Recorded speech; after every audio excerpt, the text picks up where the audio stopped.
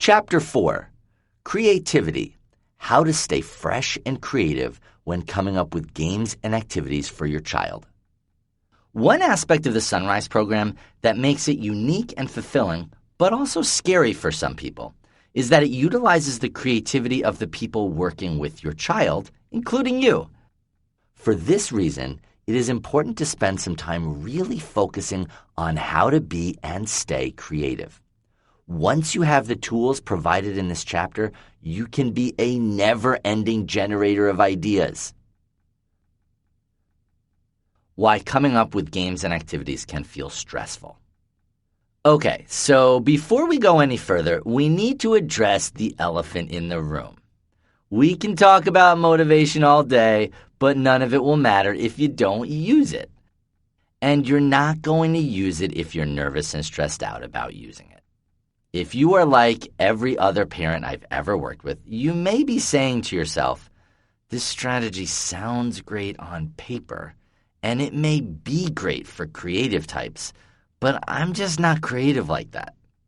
I can't just come up with ideas, and even when I come up with something good, I quickly run out of ideas after that. The very first thing you need to know is that having these thoughts is completely normal. It means absolutely nothing about you as a parent. It doesn't mean that you're not creative, and it doesn't mean that you can't do this, or even that it will be hard for you. All it means is that you have an inaccurate idea of what creativity is and how to tap into it. If you sit down right now and try to push out 10 great game ideas for your child based upon his or her motivations, it's going to be rough sailing. The first reason for this is your attitude about yourself.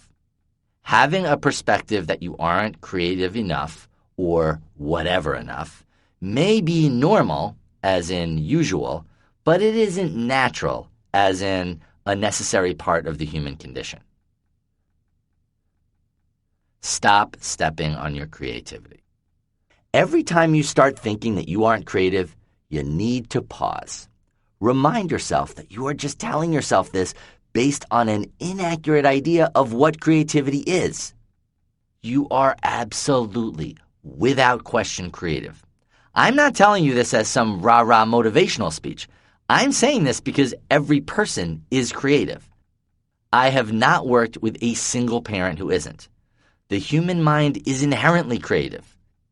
Saying you're not is like saying you don't have a brain.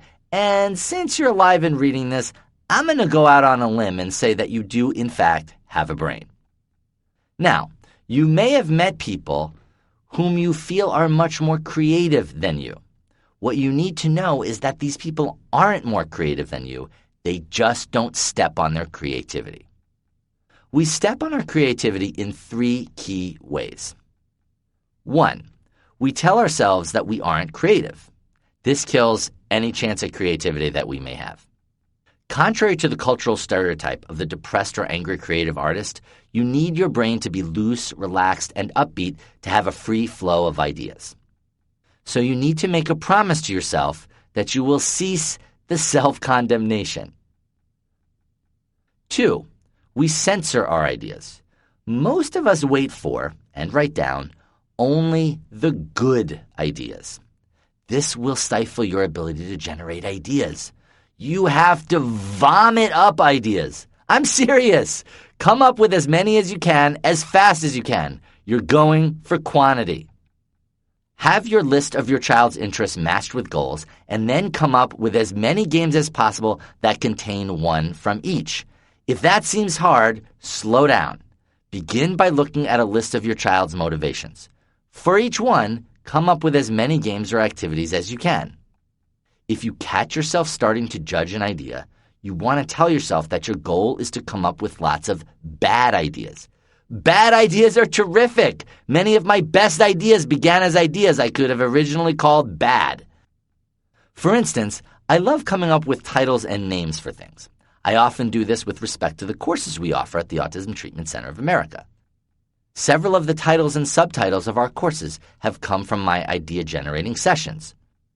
All I do is sit at my desk, relax, get myself revved up about the task at hand, and then just type out as many titles as I can think of as fast as I can.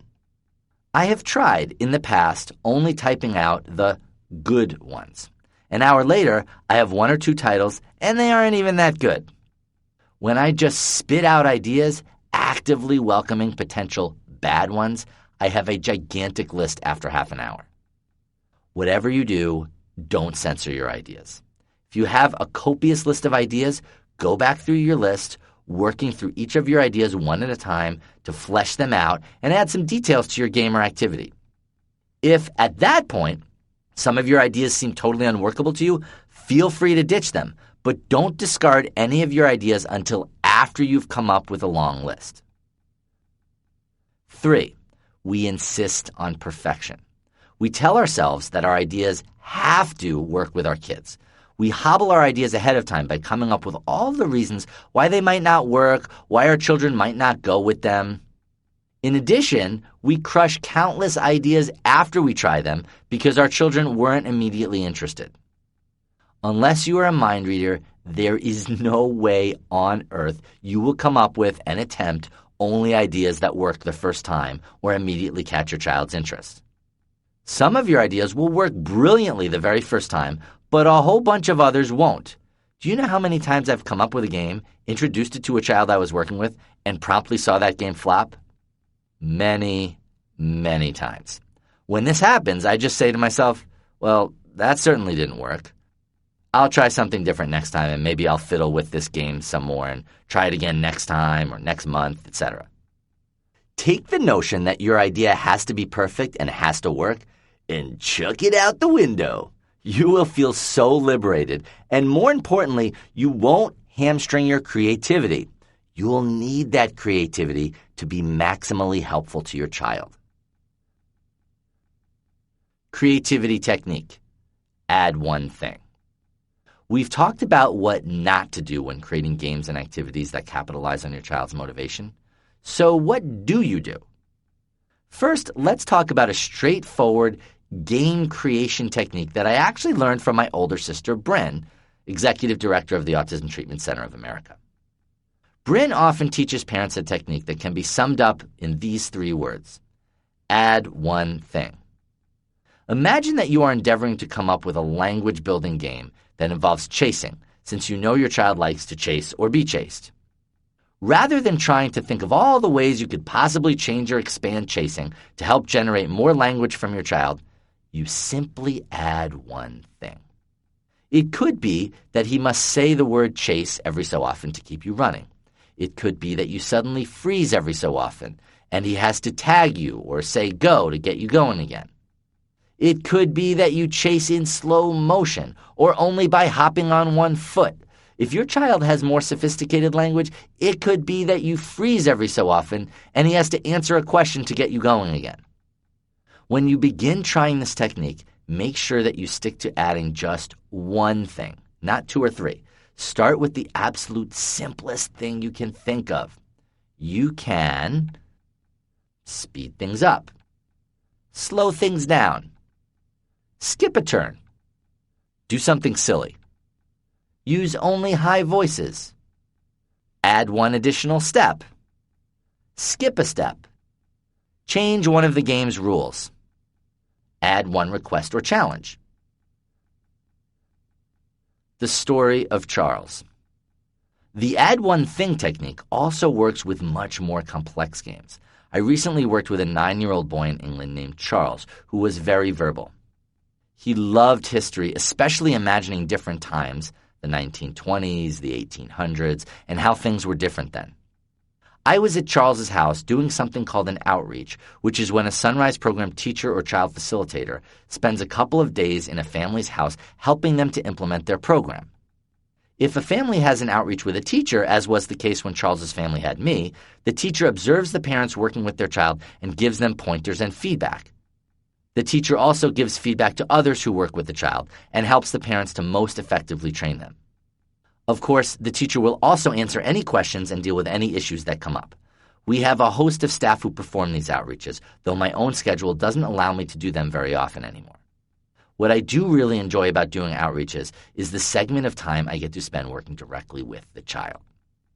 In Charles's case, I had planned a game based on his interest in historical times. In our game, we would use a time machine. We would enter the time machine. I would bounce him around a lot as we traveled through time, and then we would step out and have a short adventure in whatever time we were in. I had planned this out in advance, but something happened that I wasn't prepared for. This was my very first time with Charles, so I had planned the game with the goals of building trust with him and getting him to interact with me as long as I could. However, our game succeeded beyond even what I had planned for. Charles completely engaged in every aspect of the game, showing no signs whatsoever of tiring of our interaction together. So I realized that I had some room to challenge Charles more. I knew that Charles had no deficits in language. His main challenges were being flexible in his games and allowing them to change based upon what another person wanted.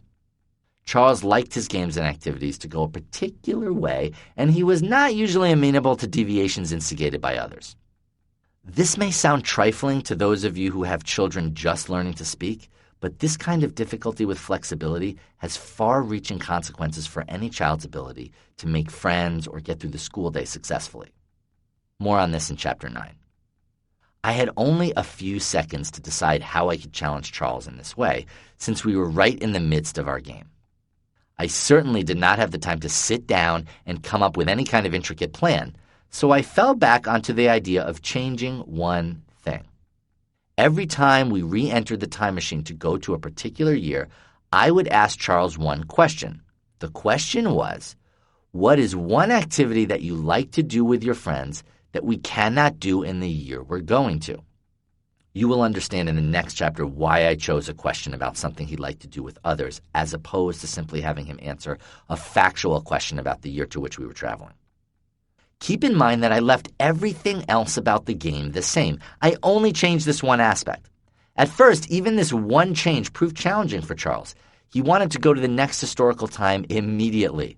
Over time, as I stuck with this one change, he got better and better at it, becoming more patient and more flexible. Later that day, when one of his facilitators arrived, he ran up to her, jumping up and down and saying excitedly, "Rawn and I had a great time. We built a time machine and traveled to the past and the future." And I probably had an even better time than he did. Creativity technique. Anything can be anything. The other creativity-boosting game or activity generation technique I find very helpful is this. Anything can be anything. Sounds strange, but all it means is that any object in the room can be any object you want, any object that suits your purpose. The BBC did a documentary following a family through the Sunrise program several years back. Contact the Autism Treatment Center of America if you would like us to send you a DVD of this documentary. It is quite incredible and very moving. There is this one funny scene in which Bryn is working with the mom, helping her to be more creative and coming up with games to play with her son. Bryn takes out a water bottle and says to the mom, "So what could this be?" And the mom, with total sincerity, says, "Something to drink out of?" What makes this funny to watch is how this mom, at first, does what we are all trained to do, and that is to take the world exactly as it is. If someone tells you this is a water bottle, then by gosh, that's what it is. But as the scene in the documentary continues, Bryn shows this mom how effortless it can be to think up scores of other objects that the bottle can be. A hairbrush, a trumpet, a rocket ship, an earring, a telescope, a telephone, etc. Soon this very sweet mom is creating with the best of them. When you are coming up with a game or activity to do with your child, keep in mind the anything can be anything idea. You may even want to practice with a few items ahead of time. For instance, take a water bottle, a pen, a ball, and a kitchen pot, and spend 15 minutes thinking up 10 other objects that each of these items could be. One of the reasons that my parents were able to develop the Sunrise program and come up with ideas every day to help me was because they did nothing to hold themselves back from being creative, and they did everything they could to foster their creativity. To this day, they remain among the most visibly creative people I know. Not because they were born with creative brains, but rather because they have proactively chosen attitudes and perspectives that precipitate creativity. We'll talk more about the importance of attitudes and perspectives in Chapter 17. In fact, they frequently practiced what most people might call trial and error. When something didn't work, they didn't see it as a failure. Rather, they saw it as a fantastic opportunity to gather useful information about what did and did not work. So really, it wasn't trial and error, it was trial and info. Activity time!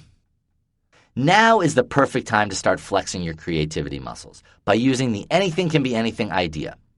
Write down these 4 common household objects: frying pan, pillow, ruler, water bottle. Below each object, write down 7 things that these objects might be in pretend play with your child. The only rule is that none of the 7 things can relate to the original object. For instance, you can't write down canteen under the object water bottle or cooking utensil under the object frying pan. Online resources. For some assistance with the principles of this chapter, go to www.autismbreakthrough.com/chapter4. Starting point. Practice the anything can be anything idea during an everyday activity with your child. Next time you're eating dinner with your child, take the spoon and make it an airplane. Take a frying pan and use it as a drum. Take your child's blanket, put it on the floor, and pretend it's a flying carpet. Engaging in this practice will flex your creativity muscles and limber up your brain, which is crucial for developing effective motivation-based activities. On top of that, you'll have more fun with your child. Chapter 5, Socialization, the Sunrise Program Developmental Model. Most of the time, your child is being taught the least helpful things. There is a national obsession, actually it's worldwide, with teaching academic subjects to children on the autism spectrum. Teaching academics may sound like a good idea, but it really doesn't serve our children. Bear with me and you'll see why.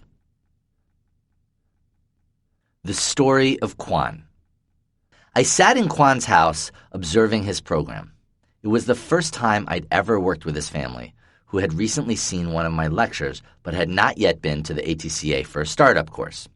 They were running what would be considered by most to be an excellent in-home applied behavior analysis, ABA, program. Kwan was running back and forth in the kitchen when his lead ABA therapist arrived. Kwan ignored her and kept running back and forth. She stood in front of him so that he had to stop momentarily and put her hand a few inches in front of his face and said, "Check schedule." In her hand was a picture exchange communication system, PEX, card with a picture I couldn't make out. Kwan immediately stopped running, walked over to his designated seat at his work table, and sat down. His therapist sat down across from him and quickly pulled out some large flashcards. She turned to Kwan and said, "Show me you're ready." He sat down and put his hands palms down on the table. "Good boy," the therapist said approvingly. She then flipped the cards over. Each card was a different color. There was a red, a green, and a blue card. "Kwan, point to the blue card." He pointed to the blue card. "Good boy, Kwan," she said, giving him a toy he liked. "Break time, Kwan. 2 minutes." Kwan played with his toy. 2 minutes later. "Okay, Kwan, show me you're ready." Kwan sat up and put his hands palms down on the table. The therapist showed Kwan 3 more cards, each with a different number. "Kwan, point to the number 2. Kwan pointed to the number 2. "Good boy, Kwan." This continued for 2 hours. This was among the most successful ABA sessions I had seen. I had in the past witnessed kids scream, hit, bite themselves, or completely tune out during these types of sessions. But Kwan had been completely trained into submission, and I could absolutely understand why these sessions, including their successful results, would be attractive to his parents and therapists. At the same time, I knew his parents felt that something was missing. Otherwise, they wouldn't have attended my lecture and they wouldn't have arranged for me to come to their home. Kwan was obedient, and he knew his numbers, colors, and the names of household objects. Also, Kwan had no friends. Kwan could not play a game with another person. Quan displayed no interest in other people. Quan had very limited language. Quan had almost no eye contact. Quan did not engage in imaginative play. Quan did not laugh at jokes or know what a joke was. When left to his own devices, Quan would ism for hours. Quan, like all children and adults with autism, had a social relational disorder. His difficulties were social and interpersonal, not academic, and no matter how many colors he could name, no matter how far he progressed in math, with his current set of skills, Quan was not going to become social or interact successfully. Is it bad that Quan learned his colors and his numbers? Of course not. It's just beside the point. Quan's parents wanted more for him, and they set up a Sunrise program to help him in the areas where he most needed help. His journey, filled with many changes and successes, really inspired me, especially when I returned a couple of years later — I had been there a couple of times in the interim — and saw Quan. As I approached his house, I heard him open a window and call out to me, "Hi, Ron, did you come to play with me?" When I shouted out a yes in reply, he waited for me at the door, took my hand, and escorted me into his playroom to play. The problem with math and other academic subjects. If Chapter 3 focused on how to teach, this chapter zeroes in on what to teach. There are reasons schools and therapists are preoccupied with teaching academics to children on the spectrum. First, academics are what schools are built to teach. Everything about a school is designed to teach math, reading, science, etc. This is by no means a criticism of schools. This is what schools are supposed to do. Also, for both schools and therapists, academics are the low-hanging fruit. They are the easiest areas in which to generate and measure improvement. For a parent, being able to see and easily explain to others that their son or daughter with autism can name his or her colors, write his or her name, or count, or on the other end, that their child with Asperger's syndrome can read Shakespeare or do calculus, provides a kind of tangible evidence that progress is being made. So I truly, sincerely understand the appeal of teaching academics. But teaching academic subjects to children on the spectrum just isn't going to affect what really matters. Not yet. Autism isn't a math disorder. It isn't a color naming disorder. And it isn't a reading disorder. It's a social, relational, interpersonal, interactional disorder. I know we've discussed this point at length, but it simply cannot be overemphasized. When you're lying in bed awake at night, thinking and praying about your child's future, do you pray that one day your child will be at grade level in math? Do you fervently look forward to the day when your child will be able to recite the periodic table of elements? Or do you wish and pray that one day your child will have a best friend, that your daughter will say, "I love you," and really mean it, that your son will have a romantic partner, that your child will grow up to live a happy, independent, and fulfilling life, or even that he will argue with you about using your car to go out with his or her friends? I had one mom say that she dreamed that one day her son would complain to her about his taxes. We need to seriously think about what is going to make our children's lives fulfilling, satisfying, rich, and meaningful to them. Academics just aren't part of that equation. No matter how incredible your child gets at academic subjects, it will not give her the tools she needs to relate to people, laugh at a joke, make friends, and enjoy others. Am I saying that academics are pointless or useless? Absolutely not. They are valuable. But they are only valuable to someone who can function in the world, and only social enjoyment, connection, and participation can make that happen. In fact, social relational skills are essential even to succeed at the overall experience of school. Your child needs to be able to relate to the teacher and to other students and have the ability to cope with all the activities, noises, room switches, and changes of the school day. Excelling at academic subjects is, ironically, not nearly as important. To be totally clear, I am in no way against academics. My own academic life and attendance at an Ivy League university bears witness to the fact that I hugely value education and academics. But with our children, focusing on academics first is utterly irrelevant to their success until they can connect with other people and the world at large. It is putting the cart before the horse. In the Sunrise program, we have taught an enormous number of children how to read, write, and do math. But we have taught kids these subjects after we have gotten them to the point where they can interact and relate really well to people. When a child has crossed the bridge from his world to ours, then by all means, let's work on academics. Instead of seeing me as simply a skill-deficient, behaviorally challenged little boy, my parents saw what was really going on. They understood way back in 1974 that I wasn't just a child missing skills, I was a child missing social skills. In seeing this, they were not only decades ahead of their time, but they were the only people at that time to really get autism. And so, for 3.5 years, my parents focused single-mindedly on my social development.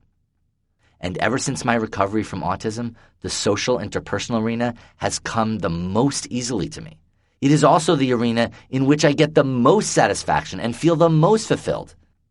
In high school, I did about equally well in all subjects ranging from math to English, science to Spanish, so I could easily have chosen a profession in the sciences, mathematics, or computer sciences. I chose an extremely social and interpersonal profession because that is what I found most rewarding. My parents, who founded and still teach extensively at the ATCA, are to this day very well attuned to people's social and emotional states. People in our courses are often startled at the observations my parents make about them before they have even said anything. You may wonder, if my parents worked so intensively with me on my social development, what happened academically when I entered school? Well, at first, in the very early days, I was missing academic skills. So my parents worked with me post-autism and caught me up. That was the easiest part of the process, the tutoring of a neurotypical child, me, who was totally connected and completely integrated in their world. If years from now your biggest complaint is that your child is now fully connected and social but is behind in math, what a great problem to have! The story of Callum. Callum was a little boy from Ireland with autism who was nonverbal and deeply enveloped in his own world. He would not relate to or interact with people for more than a few minutes at a time. 2.5 years after implementing their Sunrise program, Callum was successfully attending a mainstream school. He was sweet and affectionate. After seeing Callum's swift and remarkable progress, the government-appointed specialist who had initially told Callum's parents not to do the Sunrise program became an enthusiastic proponent, telling other parents that the Sunrise program was the only thing she had seen that actually worked. One day, well into Callum's program, he and his parents were walking in a local park with a pond. He was having a terrific time, laughing, feeding the ducks in the pond, enjoying himself. His parents, too, were having a magnificent time because Callum seemed so at ease, so much like the totally engaged child they had hoped for him one day to become. Then Callum noticed a group of kids at the other end of the park. His parents watched with anticipation and some nervousness as their son casually approached them. How would he do? Would he connect easily with the other kids? Would they notice anything different about him? After all, this was what they had worked so hard for, this very moment. Callum joined the group of kids and began talking to them. They responded. He became part of the group, a simple occurrence that a parent of a neurotypical child might not even notice. A normal event. But for this mother and father, it was as if the heavens had opened up. They had been assured that nothing like this could ever occur for their little boy. They had worked tirelessly in their Sunrise program to put their son on a different trajectory, and now they were seeing the spectacular fruits of their labor and their love. It was a day they would never forget. No amount of math, reading, or science would have led Callum to that day. Only social focus and human interaction can give your child a day like that. Overcoming versus compensating. Let's return to a point we touched on a few minutes ago. Remember when I said that academic subjects were the low-hanging fruit? Why is this? When we work with a child or adult on academic subjects, we are working on the non-autistic part of the brain, the part that is essentially working. If it isn't working, that is often because the child is so enveloped in her world that her intelligence is not visible. The non-autistic part of the brain is also at work during tasks such as completing a puzzle, saying thank you, learning the daily schedule, etc. All of these areas are attractive teaching opportunities for most parents and teachers because they are the easiest to teach and they fulfill a basic goal that most of us have with our kids: compensation. Compensation is the idea that since our children are so impaired in social and relational areas, we need to help them compensate for their deficits by teaching them to get really good at using the parts of their brains that they can use. This is the same thinking, for instance, that goes into teaching someone who has lost an arm to get really good at using his one remaining arm. And in the case of someone with one arm, this makes complete sense since his arm will never grow back. Unfortunately, this same thinking does not make sense with our kids unless you are of the opinion, and many are, that our children have no possibility to ever grow or progress in the area of social and relational development. Focusing on helping our children to compensate causes us to miss the boat on the real key: overcoming. Why not spend our time and energy helping our children to overcome their biggest deficits, socialization, instead of settling for helping them merely compensate by learning crutch skills? Why not shoot for the gold instead of forfeiting? This way, even if we fall far short of the gold, we have still helped our children to move forward in an area in which any progress at all will have immeasurable long-term benefits for them. Helping our children to overcome their challenges will always yield more satisfying results than helping our kids to compensate for them. The importance of working the weak muscle. Suppose for a moment that I had been born with a condition that caused the weakening of the muscles in my legs such that I could not walk. Suppose also that you had been hired as my physical therapist. How would you try to help me? One strategy you could employ is to spend the next year working intensively with me on building my arm muscles. You could argue that, after all, my arms are perfectly healthy and capable of building muscle. You could point out all the benefits of having very strong arms, how it will help get me around since I can't do much with my legs. Certainly, an argument can be made for this approach. On the other hand, you might consider that no matter how much time you spend building up my arms, no matter how strong you help my arms to get, I will never, ever walk. So you might choose a completely different approach based upon this fact: the only way on earth that I will ever have a chance to walk is if you help me build up my leg muscles. There's simply no other way that walking is possible. No amount of arm strength will do it.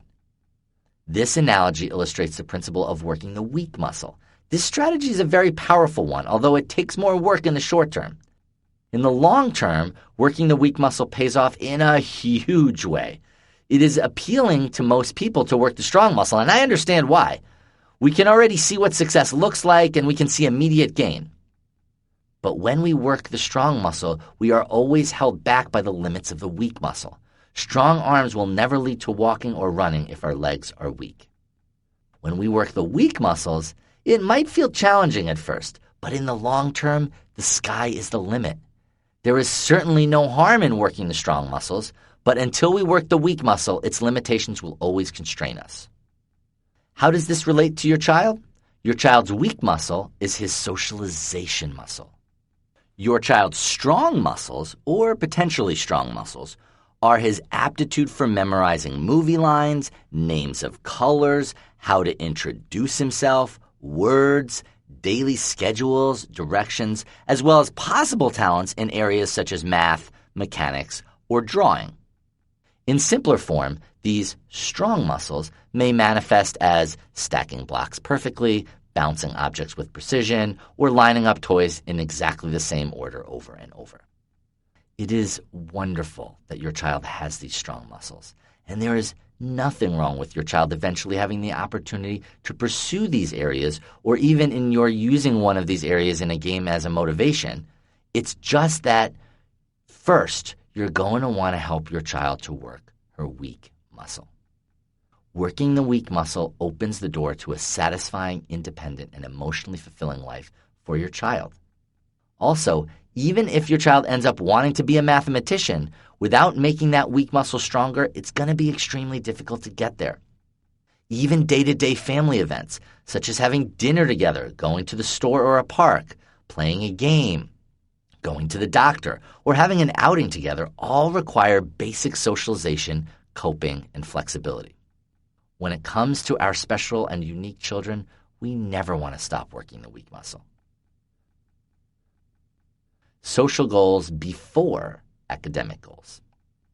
Not social goals instead of academic goals, but social goals before academic goals. Way before. Don't worry, I'm not going to argue this point again. What I am going to do is give you some quick examples of what social goals before academic goals means in practice. There are all sorts of times when you, or a teacher or therapist, have opportunities to teach or work on something with your child. Sometimes it will be during a formal game or activity, and sometimes it will be during day-to-day events around the house. Most of us use these opportunities to challenge our children by, for instance, asking them questions such as, how many are there? What's that called? What color is that? Tell him your name. What do you say? Can you put that away for Mommy? What does that sign say?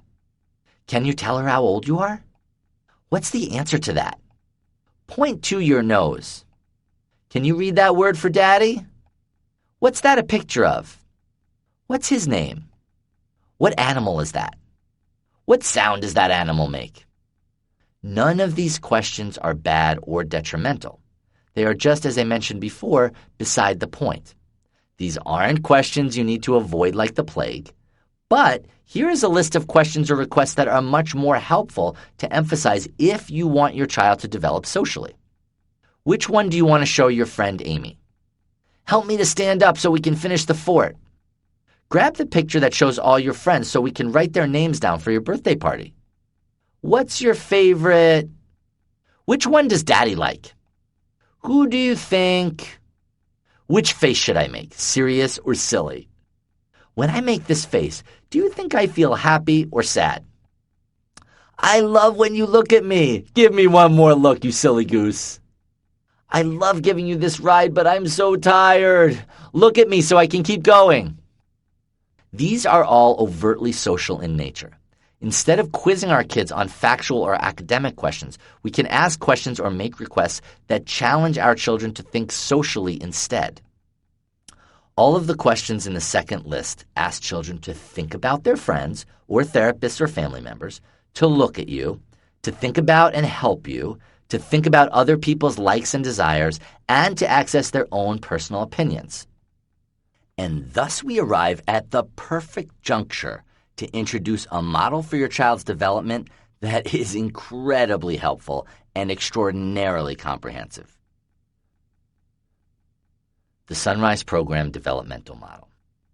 There is no shortage in this world of developmental models upon which to measure your child. So we figured, well, there must be a simple social developmental model used in the area of autism that measures children's and adults' social functioning. We'll just use one of those models to measure our kids. We were wrong. So we created our own, and it's pretty awesome. This social developmental model was originally created by Bryn and William Hogan and then further developed by both of them, plus Kate Wild, director of the Sunrise Program, my parents, me, and to some degree our other staff members. It was developed over a period of years based on decades of work with thousands of children and adults and the in-depth analysis of the development of people on the autism spectrum over long periods of time. In the startup program and our advanced courses, we delve into this model, discussing such areas as how to pinpoint exactly what stage of development your child is at in 4 fundamental social areas, how to track your child's social development over time, goal setting, what activities to use to reach these goals, perspectives to teach and model to your child, the 3 to 5 components of each area of development, how to tell whether a skill is not yet acquired, emerging, or acquired. It will seriously overload you if I even try to get into all of this here.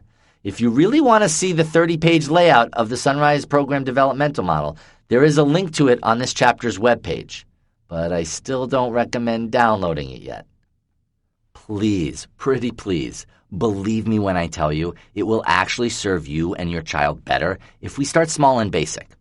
Therefore, rather than laying out the entire model for you, which would really comprise a book in and of itself, I'm going to lay out just the vital areas for you to begin to focus on with your child. The 4 fundamentals of socialization.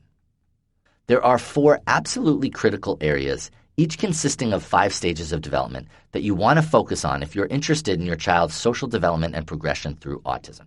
We are going to spend the next 4 chapters delving into each of these areas in detail. The 4 fundamentals are: 1. Eye contact and nonverbal communication. 2. Verbal communication. 3.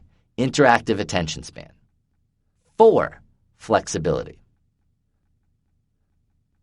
Online resources.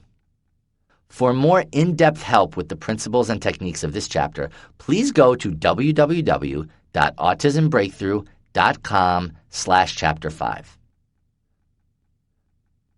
Starting point. Guess what? There is no immediate action to take with your child from this chapter.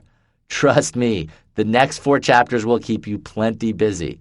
For now, just take a few moments and picture your child being more socially engaged and adept. What would that look like? What is one thing your child would be doing? Now, let's make it happen.